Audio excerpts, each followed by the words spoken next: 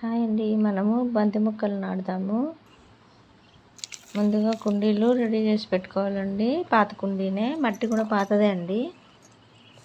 ఆరబెట్టి పెట్టుకున్నాను. ఈ మట్టిలో ఎర్రమట్టి అండి. ఎర్రమట్టిలో మనము ఒక డబ్బా మట్టి వేసుకుంటే ఒక డబ్బా కంపోస్టు, ఒక డబ్బా పశువుల ఎరువు కానీ కంపోస్ట్ కానీ కొంచెం ఇసుక కలిపి మనము పెట్టుకోవాలండి. ముందుగానే అలా తయారు చేసి రెడీ పెట్టుకున్నాను. మీ దగ్గర కోకోపీట్ ఉంటే కూడా వేసుకోవచ్చు.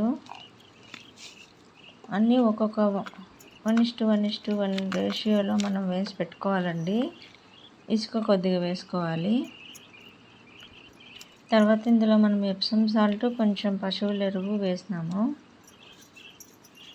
ఆల్రెడీ మొక్కను మనము వాటరింగ్ చేసి పెట్టుకోవాలండి. అది లేకపోతే గట్టిపడిపోయి రాదు ఇందులోంచి. కాబట్టి వాటరింగ్ చేసి పెట్టుకోవడంతో స్మూత్గా వచ్చేస్తుందండి. మనము అడుగు భాగంలో ఉన్న మట్టి తీసుకోవచ్చు, అదే ఊడిపోతుంది చూడండి. లేదంటే మనము అడుగు భాగంలో ఉండే మట్టిని తీసి వేర్లు గాలి ఆడేలా నాటుకోవాలండి. చూడండి, గట్టిగా ఇలా మనము ప్రెస్ చేసుకోవాలి మొక్కని. తర్వాత ఇంకాస్త మట్టి పడుతుందండి, వేద్దాము. అంతా నేను కలిపిన మట్టే అండి ఇది అన్నీ, కాబట్టి ఒకటేసారి వేసుకుంటున్నాను. మనకు కావాల్సినంత మట్టి వేసి ఒద్దిగ్గా నాటుకుంటే మొక్క బ్రతికిపోతుందండి.